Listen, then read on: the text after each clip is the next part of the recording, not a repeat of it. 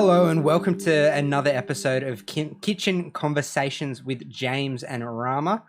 On this episode today, we will be discussing how we find things to sell online, how we find products to sell online to people. Rama, where have you been looking? Yes. This is just to continue our, I guess, our conversation around e-commerce. In terms of finding products to sell, it doesn't necessarily have to be online. But at the moment, we are looking at e-commerce. But yeah, these products that you're gonna source, you can find it. You can use it to sell on I don't know, in a garage sale if you wanted to. But anyway, where have I been looking? Yeah, a few places that I've been looking at. There is depending on which method of selling you want to do. So either you want to go and purchase the product, stock it in your own, warehouse or in your own garage, and then go and sell online and then ship it to the customer yourself, or you can go down the drop shipping route where you just sell the product and then you let that supplier go and ship it for you. They hold it, they ship it, zero risk for you. Yeah. So there's a few models. So my goodness, what's going on today? Where have I been looking? Jeez, I can't even say that properly. Internet, of course. Yeah, Google is your friend. I guess in the internet age, I think Google's your friend. So I've been googling around looking for local suppliers. I think definitely due to the current situation, you want to look at someone local. So that stock has to be in this country Yeah. already. There's a few places. There's a few directories that you can sign up to. They may cost some money. There's one that I currently use called Sellwho. So they sell a directory. So you pay an annual fee, or you can pay a lifetime fee. And what it does is they can constantly go out there and find suppliers, and they also vet them. So it's not like anybody could just jump on that platform, which is really good. That's the reason why it's not free. Yeah. They've gone and make sure that supply has been in business long enough. They've got the product. They say they've got a good reputation of delivering the goods. But on Sellwho, of course, being that it is a global listing, you will find suppliers that are overseas as well. So that's one place I'd look at. You can also, a lot of the suppliers that are in there, you can probably find it for free on Google as well. But that involves you just doing the work yourself. Where if you pay for the directory, you're gonna get their contact details. You're gonna get, I guess, the kind of product they sell even. So and that could save you more time than money that you'd spend. So one of the good thing about some of these directories are they also have things like product searches. So you can actually search for a particular product you want, look at that product, and then it'll tell you who supplies them and where do they supply them to. So it's quite detailed, and it's something that you can definitely use and probably make that money back really quickly. It's a couple of $100, I think, if you convert it to Australian dollars. But again, this is a lifetime subscription, I think, from what I'm using at the moment.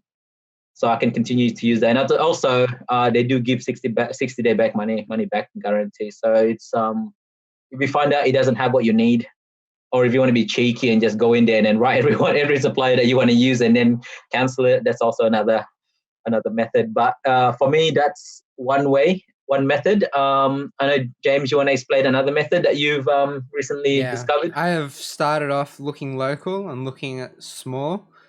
It's amazing what you can find at your local Kmart that you can add value to as a product. But it's also me being in a product research phase, looking at candles, different sizes, what works well, starting off small before I make larger commitments to buying kilograms and kilograms of wax, or going to somewhere like Alibaba wholesale where there's minimum order quantities of thousands or hundreds of units to get produced. However, just looking, I have to do the customization myself when I buy small amounts.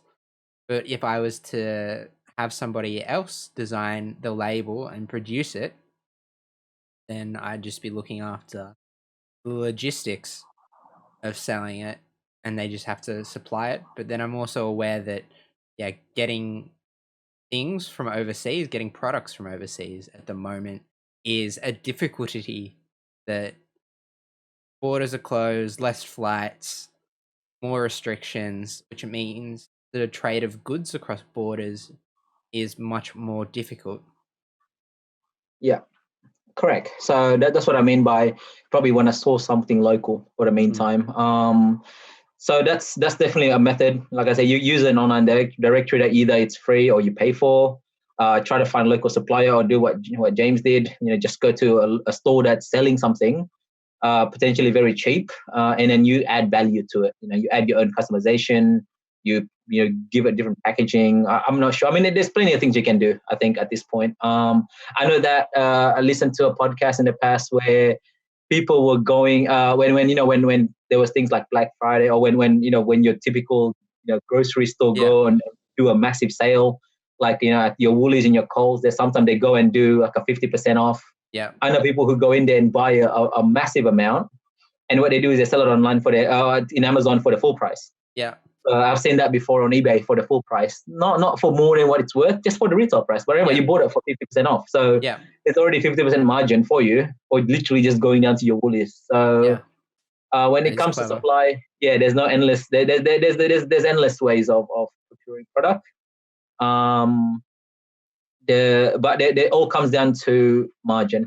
Yeah. So if you go down the drop shipping route, there's less risk for you, so you don't have to fork any money up front.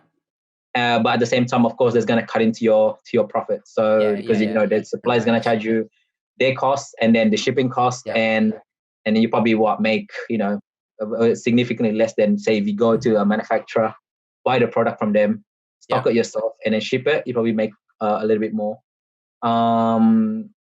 Definitely looking at the moment. I am definitely looking into I guess what they call in the e-commerce game private labeling. So that's finding a manufacturer and then asking them to put your brand on it. So I'm doing that overseas. It's very hard to do in Australia. It's going to be very expensive. So, but again, I'm doing this now. But of course, knowing that there is a restriction on flights and shipment and shipment at the moment. I'm just I think I went out, just found, I guess at the moment what's really useful is just use all your contact. I think people in past lives, and just see what they do. So what we did was we found people that are currently in that industry. They're in the garment industry, and then they know that they're making garments, or they know contacts, and we just use them and then leverage them to find suppliers for us, even though we're not physically there. So we found a supplier. We found some products that they want to sell to us, and they're happy to attach a label to it. So awesome. It's exciting stuff. It's just one step behind literally reaching out to the manufacturer yourself, and then you becoming a manufacturer yourself, right? It's just one step behind that. So you're not manufacturing, but somebody else is, and they're willing to sell it to you at wholesale pricing. Now all I need to do is get that product here, and then probably go down the Amazon FBA, the fulfilled by Amazon route. So sending it to their warehouse, and then they'll go and send it for you. So there you go. There's a couple of different ways of finding products, and it's up to you to go and spend the time and research. Alibaba and AliExpress are still definitely a way to go once the borders open up. So, but remember, at the same time, when you go down that route, you're also competing with the other thousands of people who are doing exactly the same thing. So if you want to be unique, you got to go down you got to find a manufacturer and then do the private labeling. I think that's what you want to do. You got to differentiate. You can't sell the same product and then expect a bit more profit, because your margin is going to be very thin. So it's really up to you, how much time you want to spend, how creative you want to get. So yeah, that's where I am at the moment in when my you're journey. looking at, as part of your journey, getting that supplier and engaging with them, what will you be expecting the lead time to be for them to be able to send you product? I think it all comes down to the government, right? And when they're going to open borders again. But I think, for example, let's just say in a normal world, when things are back to normal, I'm expecting probably about a week if for samples, probably a little bit longer if I wanted to reduce cost on the bulk sending of the actual products. So I think for samples, I don't mind paying premium because you're only sending a small amount. Yeah. but you get that product really quickly. You can then use it to take photos. You can use it to check the quality and make any adjustments. But then when you do want to start ordering in bulk, then you probably want a little bit more of a lead time, because you probably want to pay a cheaper shipping rate. That way you can again reduce the your costs. Yeah. So, Definitely. so, mm, And so yeah, it would, when everything's returned to what it was, are you hoping that the normal lead time for the cheaper rate of shipping will be 2 weeks, a month? I think 2 weeks from what I've been looking at. It's probably about 2 weeks, being that I'm not shipping it from China. I'm shipping it from Indonesia. It's a lot closer. I've already got a decent network over there when it comes to logistics, which is really good. My family is in logistics, so I can Awesome. already get some I guess some guidance on who to use, who's what courier. Yeah, who's I probably reliable? correct, and probably get some guidance around customs as well, customs clearing. So that's the one thing I haven't really looked into as much yet, because remember, when you're shipping goods, they especially if they're new, and you're gonna sell it, they're considered commercial goods, which Yeah. means there's probably gonna be duties on them. So it's it's something that you gotta also then calculate and then take into account. Yeah. But yeah, it's all part of the journey. Like I said, nobody said that everything is gonna be easy. Yeah. If everything was easy, everybody would be doing it, and Yeah. everybody would be rich. So everybody has to go through the pains of starting up a business. Yeah. And what are your initial thoughts on the stock on hand you have with you as you Um, start things up? I think we probably will probably go into the hundreds at this point. So we're looking at, when I want to start, I'm thinking of doing maybe just 2 or 3 products Yeah. max. I don't want to go with too many variety. Just 2 or 3 of what we know is a good seller over there. Because I guess use your contact, ask them for, because they if they're already, especially if they're already in the business where they're selling over there.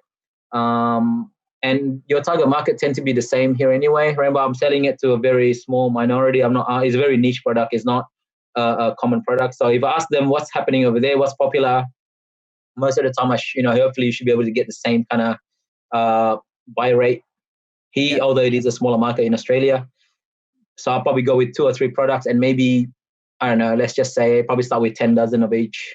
Yeah. So 120 of each unit, and looking at, potentially 200 unit each, Mm.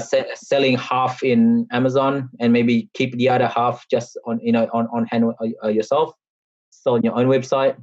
Because what you want to do is use Amazon as your traffic driver, so they find your product there, and then when people buy it from Amazon, what you probably can do is make sure you put a card inside your packaging, to then direct Yeah. people to go to your website directly. Yeah. It will then reduce your cost, because Amazon takes a big chunk out of your Yeah. sale. So if you can direct them to your website directly, you can then take that a bit of that profit back. Yeah. And hopefully have a returning customer who's satisfied. Correct. And yeah, and then there's no there is, I guess, no end or no limit to the power of word of mouth. So if someone buys it, they're happy with it, they probably tell 10 people about it, and you're hoping the 10 people they tell probably you don't usually you tell people who you think are going to be interested in it. You don't go and Yeah. buy something and then tell somebody who has zero care about that particular product or service, right? Like, you wouldn't So go out and try and sell a ski to someone who can't swim. yeah, exactly. So for example, if you go and buy let's just say, I don't know, for us it's like you buy a new laptop. You Yeah. don't go and talk about your new laptop to somebody who doesn't care about technology. I Yeah. mean, you only tell the people that probably care about it, or have Yeah. interest in it, and then because they don't people who's going to have an engaging conversation with. When I buy a new phone, I don't go and tell my boss who cares nothing about phones. I'll probably tell you, because you Yeah. probably want to know about it. Yeah. Definitely. But then you'll probably then go, oh, let me have a look at that thing, and then it carries on. So the power of word of mouth is quite limitless. So never discount that. And if you want to explore that power of word of mouth and what that means for demand and what people want, check out our last episode of our podcast on Apple Podcasts or Spotify, or you could rewatch the live recording on the Facebook page that I'm streaming this on currently. But also the way I've been approaching that question of the stock I have, I've started small. I ordered only a dozen candles with only a variety of 4 or 5 different types of scented candles to work on to see what's most popular.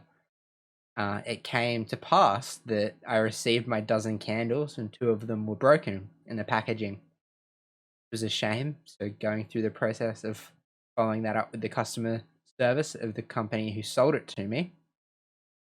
But then it got me to get a real handle on which products seem to be most appealing from the initial candles that I've sold with a lovely wax heart seal pressed onto them. And yeah, going for that boutique look as part of that product. But yeah, starting small with what I'm selling to understand what the tastes are. But I'll be looking to scale and expand where I buy from over time. And I've started stockpiling empty wine bottles because my vision would be my 2021 project, because it's some of these things are a marathon, not a sprint, that making custom candles out of wine bottles. So just going at the moment, selling things that I can find quite easily to try and understand where I buy from, who's selling to me, where I can find products to sell, and going through that process of learning with having only a small outlay of capital and an investment in that, so I don't get in over my head, to be able to see what works. And once I find that thing that works, try and work on a strategy to scale that up. Yeah. No, completely agree. That's a really good approach, especially in the research phase. I've gone a little bit more bigger because I said I was able to find people who's already done that piece of work that you're currently doing or already doing it. So I've got the data, and I was able to do that. And at the same time, yeah, I wanted to kind of just go a little bit more higher scale so that I get to see what happens then. Yeah, Hopefully it's a good thing, and I have to go and place a second order relatively quickly, which is what I'm definitely. hoping. But from my research, yeah, the research phase is quite important in when it comes to finding your product. So you got to find out what whether it's in demand or not. A few things that you can do to see if that product's in demand is, for example, find a similar product and see how many reviews does it have. If it's got a lot of reviews, it means there's a lot of people that find it, because Yeah, people love reviews now. I don't know what it is. They're giving away that stuff for free, so it's people should be getting some value for that. But people love bragging about stuff. So I definitely. guess it is. So if there's a decent amount of review, especially if they're high reviews, it means then you've got a market there. Yeah, If you've got a product that's only got 1 or 2 reviews on it, then that's not fast selling. yeah. So Not necessarily captivating people. yeah. And then the good thing is, while you're doing that, you can probably see the variety as well. And the product that I'm looking into, there's very little variety that's available in Australia, which is amazing. I don't know why. Potentially just because maybe there's just not what is available locally. So I definitely I found a kind of like a niche where there's zero variety. Yeah. So, and I can just come in there and bring that variety. So we'll see what happens. I'm loving that laser-like focus on knowing what the niche is, seeing that it's worked somewhere else, and wondering why no one else is doing it here. It's You're already exactly. answering that problem, and you've got the connections to learn from other people's experience about the road they've walked down. Exactly. I just find it quite strange. That's all. I don't know what it is. Like I said, I don't want to give too much away, being that we are all in the same journey. But Yep, I guess once I've gone to the next phase of having that product here and actually selling, I definitely will tell you what the product is. mm, There's nothing like free marketing, right? So yeah, showcase yeah, showcase the exactly. But product. like I said, it definitely is an example. So if you look around, find a product, and then see what's the variety out there. If suddenly you've only got a very small variety, you're like, well, why don't you go and fill the void? You know what I mean? So, which is Yeah, strange. So I just find it strange. I don't know what it is. Like, I could be wrong. I could be like, you suddenly, because the reason why there's no variety is because nobody's buying it. But then there should at least be some that are selling. which there isn't, which is strange to me. Mm. So Yeah. I have no idea why, Mm. but we'll see what happens. Yeah, and the other thing that captivates me as part of the finding things to sell process is thinking about what you can upcycle or recycle.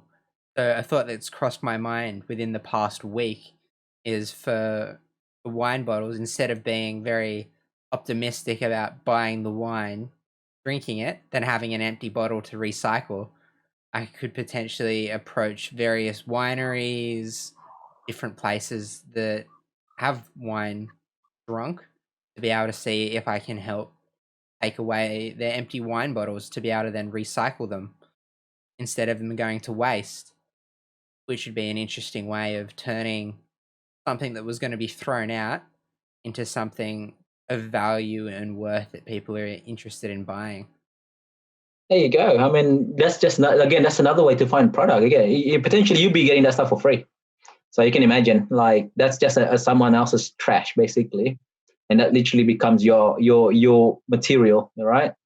So yeah, that's what I mean. I think it's just all about changing your thinking and being more creative around that sense. So you know, for you, I guess you probably can go to restaurants and ask them, locally, and go, hey, if you got wine bottles, do you mind just putting on the side?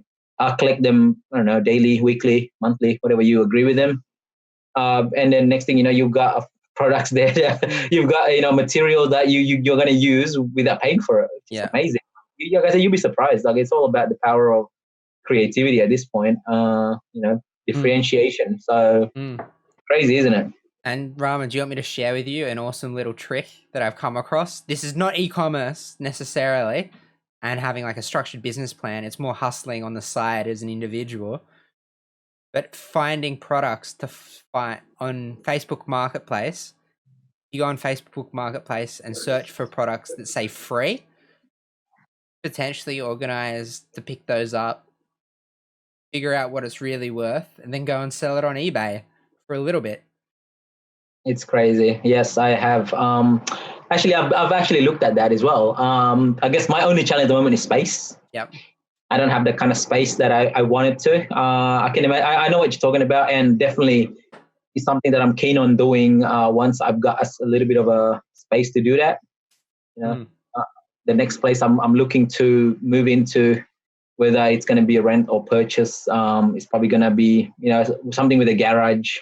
Yeah. And that's a place where I think I can definitely do some of that piece of work, right? Get it from somebody else. And you'd be surprised. I mean, the other option is go to your markets, go to your local markets. If you have one in your area where people can bring in secondhand goods and stuff, you'll be surprised what you find here. Yes, we're not going to be in the same category as, if you go into a market in, in other countries like the United States or Japan, where you're going to find amazing things because those countries have been running for a long time. Huge history. Yeah, Australia is quite young, and you're not going to have many people, selling, stuff that are, treasures basically. But you'll be surprised. You'll be surprised. Like I know that people found. Somebody said that to me that they bought a very classic looking cake mixer, for example, and they only because the person that's selling it had no idea about cake. They were just cleaning their place. Yeah.